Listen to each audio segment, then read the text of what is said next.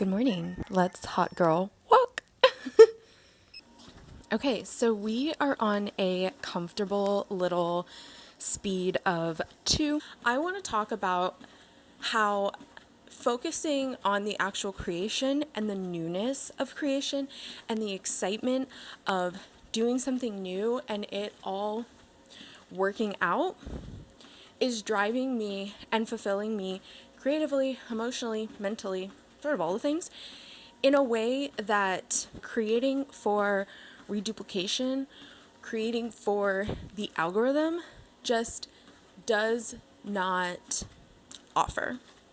The biggest thing that I want to talk about in a few different ways that you can experience the art of the creative process is understanding that the biggest thing that separates creation from reduplication is the ability to create out of nothing. The creative process starts as soon as the inspiration hits. Once the idea has been on your mind and you're starting to chew, how can I communicate that? However you choose to express yourself, you have begun your creative process. Reduplication doesn't take on the challenge of seeing nothing or blankness and creating something to fill that space. It doesn't take on the creative control, the creative vision. It doesn't require any of the intuition of the artist or any critical thought or planning of the artist, because at that point, once you're reduplicating, you've already created what you have. And now you're just repackaging it. To me, there's no creative risk there that is required when you have nothing and you're starting from the beginning. To me, there is no real passion behind doing the same thing over and over and over again. What I think is so interesting is in 2025 digital land, someone who is able to do the same thing over and over and over again, but just a little bit different, is definitely getting praised and celebrated by views, sponsorships, ad revenue, memberships, all the things, right? So reduplication is clearly being heightened. And when we put ourselves in that type of situation, it's draining. It's draining to do replication over and over and over again, right? Which then just becomes work. It's draining to do work with no vision. It's draining to do work with no reward. It's draining to do work with no expansion, nowhere to go, no next step, no further horizon. It burns you out. Because when the only thing you have access to do is work, use your energy, and you are not given rest or creative expression to refuel yourself and utilize yourself in a way that is slightly different from that one position you have, you burn out. You lose interest. You lose steam. You lose fuel. You lose that spark. And for artists, you stop creating. And you only start reduplicating. So let's talk about a couple of ways where you can seek the creative process. Number one, this is going to be a mind shift change, and it might be a little bit silly, but I still think it's really important, so I'm going to say it. Allow yourself to anticipate your audience to ask you why you did something different or to notice that you've done something different. Allow them to realize that you are able to do more than one thing. You might have people that don't like the different. You might have people that will say, I didn't subscribe for the different because they just can't appreciate it or like they just don't get it. I don't know. But you're also going to have people that like the different. You're going to have people that like that you can do more than one thing. You're going to have people that notice that there's something about you as a creator who can move in the same way but come up with different visions, right? That is what I'm personally always seeking amongst a creator. Someone who can do sort of whatever they want, but still be the same person. Allow yourself to shift the mindset. If you're starting to make something and you go, I don't know, that's really different. I don't normally do stuff like that. Allow yourself to embrace the change. Your creative process has just changed, it's just shifted. You know, you don't necessarily have to move forward with that decision that has maybe crossed your mind, but explore it. Explore what could happen if you change something up in both a positive and, if you want, in a negative way. I would suggest focusing more on yourself, because the artist is fueled by the creation of art, not by the feedback of the observers. The observers don't create art, so why would you take feedback from people who don't do your craft? Don't take feedback from people that don't do your craft. Just let them watch. Let them watch. Let them have their opinions. Appreciate the fact that they feel called enough to say something about your work, but I don't really know if I'm letting the crowd determine the state of what I'm doing, you know? Which sort of brings me into number 2. When you are feeling stressed and you're not sure if your audience is going to like what you're doing and you want to keep them happy, but you're trying to learn how to not rely solely on their feedback, or like, I can't tell you how many creators I see that are just like, leave me suggestions in the comments, or like, here's a post, like, put your suggestions right here. I never think that there's anything wrong with it, but I'm always like, your audience, half of your audience is in your comment section asking you how to become a YouTuber, because they don't understand that it's literally as simple as turn on the camera and talk about what you're going to talk about. Don't ask them. Don't ask someone who doesn't know anything about the creative process tips on the creative process. Don't ask the consumer how to make. That's like the worst thing you could do. But while you're not doing that, and while you're feeling nervous, and while you're like, I don't know, my audience, they normally don't lead me astray. Number 2, trust yourself, girl. Like, trust yourself as the role who you are. Let go of the imposter syndrome, okay? You are the creator. You are the artist. You are the leader. You're the conductor. You are the captain on this ship. You are in charge of how this all goes. Your audience will be so well intended, whether it's a YouTube audience, Instagram audience, physical audience. At the end of the day, they don't care about your creative process. They don't give a fuck about your creative process. They literally, this is so mean, but it's true. They want to consume and then go home. I literally went to see Kendrick Lamar and SZA. I went to the first stop out in Minnesota. I got COVID. Obviously, when I went, I was expecting like lots of energy, jumping, movement, dancing, vibing, a full like unified experience. Girls, I don't know if it's because y'all white people just don't get down with Kendrick Lamar the way that I was getting down with Kendrick Lamar. My mom said that I literally was singing every song. I said, yeah, we paid a lot of money to be here. Of course I sing every song. Of course I've been listening to music. But I've also been listening to the music since like 2012, on again, off again. So perhaps I'm a fan. But literally the audience was just like dead, bro. They didn't know. They didn't know. They didn't know the words. They knew, the ladies knew more of SZA's music, and I appreciate that. It was fun to sing with the girls, but poor Kendrick, it was just me and him rapping, to be honest. He honestly should have just pulled me on stage, so I could have like been like, y'all, pick up the energy.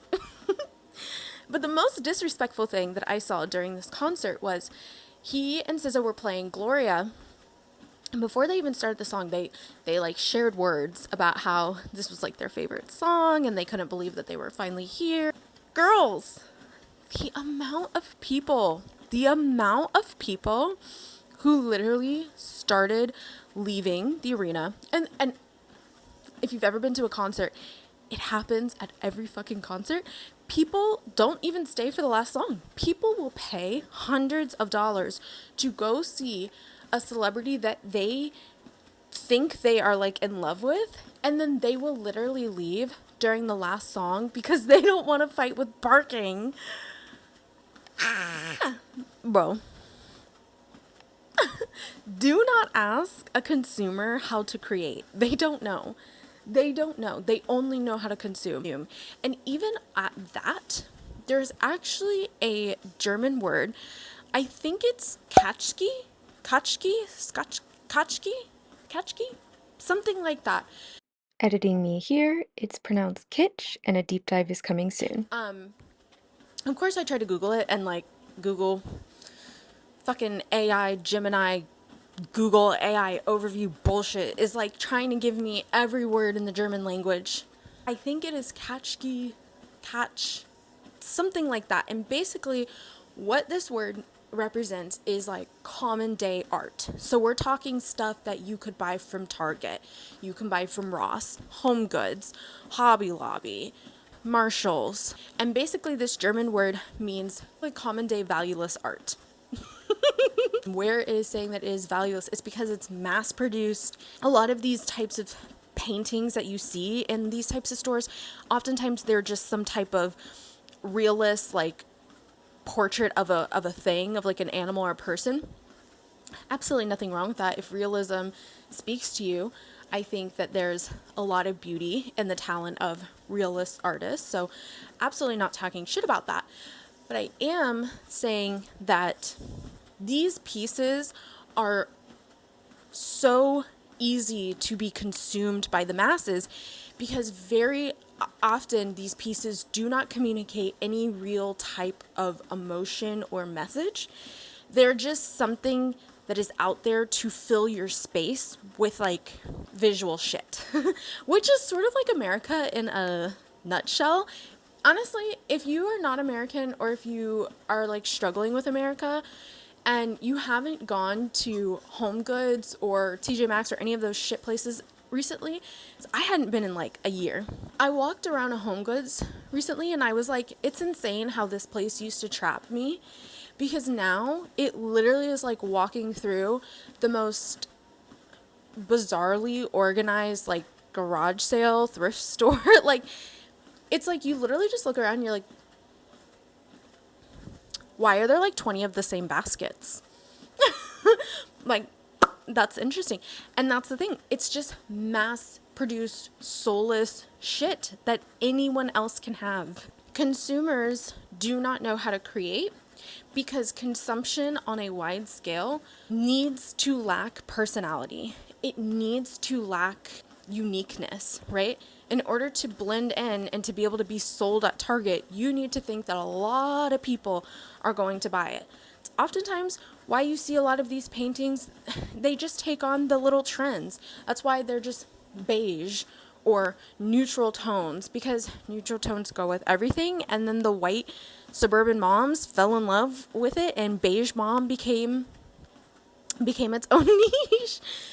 Consumers want to fit in with others. Consumers want to connect by having the exact same things. I just hit a mile. Yay! I think in 2025, especially if you are a creative person, art is political. Taking a break from the system is political. Doodling on a piece of paper so that you don't go out to a restaurant or a store and spend money that you don't need to be spending is political. It is an act of resistance. It is a responsible thing to do. And more of us Gen Z adults who don't really feel like adults yet and don't really know what we're about to go through, because we were teenagers when we went through Trump 1.0 and we were children when we went through the 2008 housing crisis, we need to take the most attainable, sustainable, and low-level steps that we can to be a part of the resistance. I personally am out protesting and I'm part of the crowds when my city is hosting these events. I'm personally walking down to my voting center when it is time to vote on every single election, whether I feel like it or not. I am personally talking to my friends and talking to my community about the social changes that I would like to see in my immediate life, that I'm trying to be a part of implementing in my immediate life, and I'm trying to share the information that I can. When I'm not doing those things, I am creating. Creating has kept me from scrolling, it's kept me from comparing, it's kept me from spending. And so I just think that if you are also a person who is feeling these hard times, you're feeling anxious, scrolling is not helping, eating is not helping, laying on the couch is not helping, buying is not happy. You're doing all of these things. You're getting fast food all the time. You're getting desserts all the time. And they're just like, they're masking the pain for a second, but you're still feeling left. You go to the stores, you spend. It felt really fun and exciting, and you were so excited to put your stuff in your house, and now it's in your house, and like, You've been scrolling, and Instagram back in 2015 was your favorite app because you connected with all of your other millennial friends, and you would post pictures of like your Converse on the floor. And now it's just like, I don't even know who these people are that I'm scrolling. And so you just feel, or you're a Gen Z like me, you're a Zillennial like me, who's like, what the fuck is going on? Is it the millennials' turn to like get this shit into action? Is it Gen Z turn? Like, are we in charge? Who the fuck is gonna take care of Gen Alpha? What generation is after Gen Alpha? And are they able to read? And you're starting to feel a little, "Ugh." Make art, child. Seriously though, make some art. Rather, it is a piece of blank paper that you scribble all of the colors that represent the way that you are feeling right now, or you play with the thickness of your pencil, the pressure of your pencil, even if it is just this ugly mess of color and nothing, and no one is going to look at it and think that it is beautiful. Make it. Release the feeling. Learn how to connect with yourself as you are releasing the feelings in ways that don't further harm you. I think this is a really good stopping place. If you made it this far, please leave me a sparkle emoji down in the comments section to spread the energy, spread the word. While you're there, don't forget to like and subscribe, and we will connect, reflect, yap, create, and do all the things in the next one.